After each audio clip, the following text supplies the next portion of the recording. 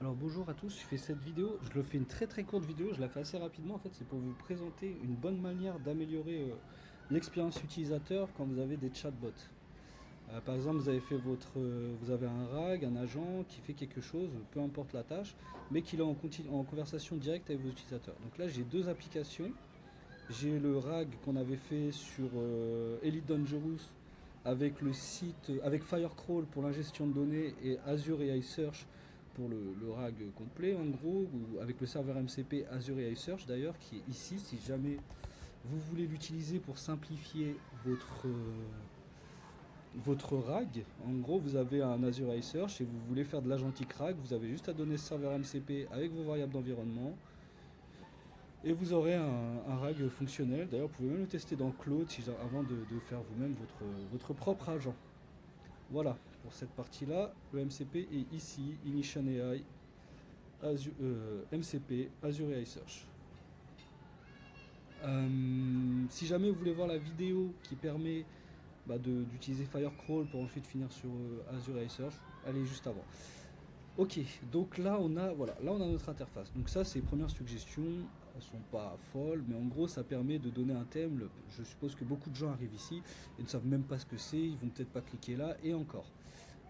Même s'il clique là, il va se dire ok c'est cool, je fais quoi. Là le but c'est que l'utilisateur a envie de cliquer et de lancer un chat avec le chatbot. Donc on va lui dire, je sais pas moi, il clique, c'est quoi cet empire. Il dit raconte-moi l'histoire de l'empire, en premier lieu. En fait ce qui va se passer, l'agent va générer, donc selon la requête, il va aller récupérer de la donnée qui permet de parler de l'histoire de l'Empire, parce qu'il ne sait pas ce que c'est. Et ensuite, voilà, donc voilà, il a fait son RAG. Et ensuite, on a des suggestions qui sont basées sur la requête utilisateur, donc qui respectent aussi la langue du commandeur, vous, raconte-moi l'histoire de l'Empire, et la langue de l'agent. Donc il voit qu'il y a une structure français-français, il nous met les suggestions en français. Ça peut marcher pour la langue arabe, ça peut marcher en anglais, en espagnol, enfin toutes les langues en fait, à peu près. Bon après le Darija, franchement je suis pas sûr, ou le créole non plus, enfin vous voyez le genre de choses quoi. Mais les vraies langues littéraires, etc., bien sûr ça marche. Même le latin je pense que ça peut marcher. Donc voilà. Et donc même les suggestions sont aussi basées donc la réponse d'avant. Je sais pas moi par exemple on lui dire quels sont les leaders actuels de l'Empire. Vous voyez, c'est vraiment basé sur tout ça. Donc là, donc voilà, ok, bon, les documents ne donnent pas directement, dirigés par un empereur, personne influente de l'Empire, avec Salavina Duval, qui est l'empresse, je sais pas, Zéminette Orval. Bon, en gros, il nous donne les noms. Hein, bon. On va dire qui est l'empereur actuel de l'Empire. Bon, malheureusement, j'espère que l'empereur est une femme, malheureusement. Enfin, pas malheureusement, mais dans le jeu, c'est une femme, donc j'espère qu'il va pas s'arrêter à ça. N'est pas explicitement nommé la figure la plus emblématique. Bah voilà, vous voyez, Harissa Lavigny-Duval. Bon. Ah oui, non, mais ça, dans le jeu, il n'y a pas d'empereur en fait. Vu que c'est du lore, l'empereur s'est fait tuer, donc c'est sa femme qui a pris le pouvoir. Voilà. Mais elle n'est pas considérée comme l'empereur, en gros. Voilà. Donc voilà. En gros, ça suit comme ça vous permet en fait de. Voilà, qui est Harissa Lavigny-Duval exactement. Et donc le LLM, bah là, il va plutôt, je pense qu'il va rechercher directement cette personne. Elle est impériale influente, comme la représentante principale de l'Empire, une noblesse impériale forte, populaire parmi les joueurs, c'est l'Empire, portrait des informations détaillées sur le Galnet franc. Je peux vous fournir une fiche complète, vous voyez cela. Et là, on a encore des suggestions. Là, on va dire par exemple quelle zone contrôle les forces d'Arissa. Ce qui est bien, c'est que le LLM sait qu'on parle de cette personne, enfin l'agent, pardon, étant donné qu'il a une mémoire, c'est plus un simple LLM, et des outils. Voilà, les forces contrôlent plusieurs zones, etc., etc. Donc voilà, en gros, ça permet en gros de donner une bonne expérience utilisateur et de forcer l'utilisateur à rester et de tester l'application. Comme ça, il a envie de cliquer, il clique, il teste, et puis voilà. Maintenant aussi, ce que je voulais vous montrer, c'est que en fait, j'ai fait ça. Voilà, j'ai un suggestion de service qui est lié en fait à trois applications directement. En fait, je l'injecte dans un voilà avec l'IOC. En gros, l'injection de dépendance directement mon suggestion.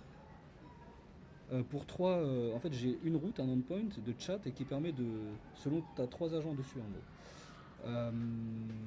Tac, tac, tac. Est-ce qu'on peut voir un peu directement ici les agents? Normalement, oui, il me semble. Voilà. Galnet, mais en fait 4. Galnet, Mila, NutriCoach. C'est juste que ces deux-là, c'est pas encore installé, mais je vais bientôt, je vais l'ajouter dans mes applications en fait. Et c'est comme ça, voilà.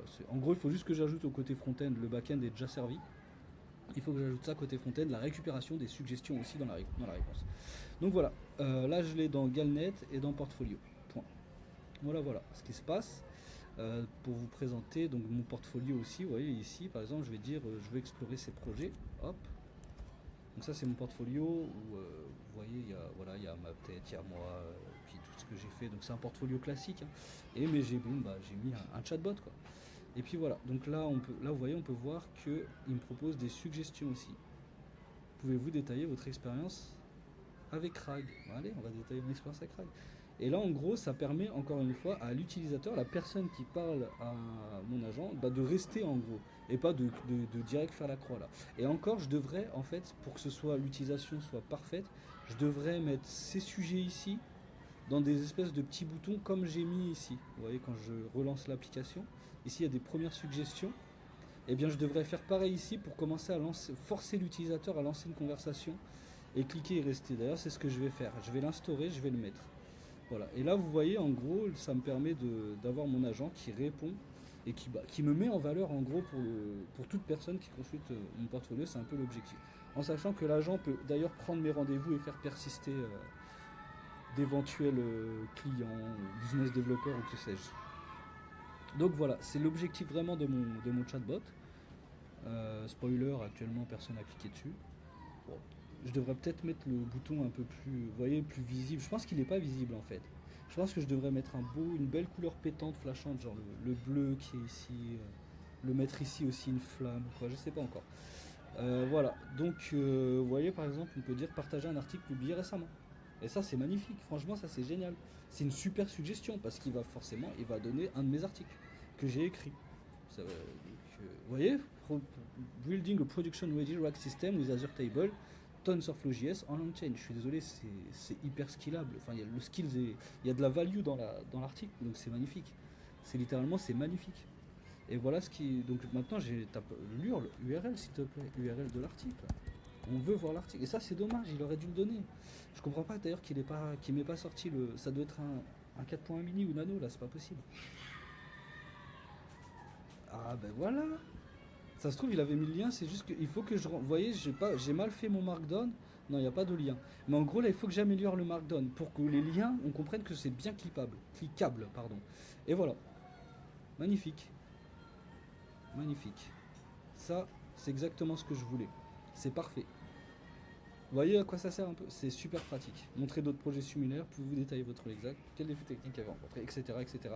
Donc pensez-y, quand vous faites des agents de chatbot comme ça, à ajouter des suggestions. Les premières suggestions, là, que je n'ai pas fait malheureusement, mais que j'ai fait ici, pour forcer l'utilisateur à lancer une conversation, et les secondes suggestions après chaque réponse. C'est hyper important, c'est de l'UX et ça fonctionne. C'est super efficace. Voilà, à la prochaine.